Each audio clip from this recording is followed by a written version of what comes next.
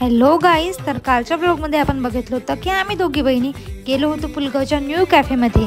मग आमचं खाणंपिणं झाल्यानंतर आम्ही गेलो समृद्धी मेघामध्ये, कारण की कॅफे जवळून समृद्धी मेघा आहे खूप जवळ आणि मला फेसवॉश वगैरे पण घ्यायचंच होता। मग आम्ही चाललो गेलो आणि मी मामाअर्थचे 2 फेसवॉश घेतले।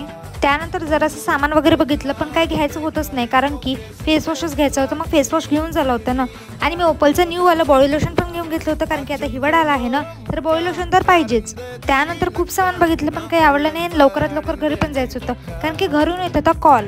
त्यानंतर पटकन बिल करून घेतलं आणि तिथून आम्ही पटकन निघून गेलो आणि मग गेलो आम्ही महेश बुक डेपोमध्ये, कारण की मला तिथून घ्यायचं होतं कॅनव्हास, कारण की मला करायची आता पेंटिंग, कारण की माझी खूप दिवसापासून इच्छा होते पेंटिंग करायची।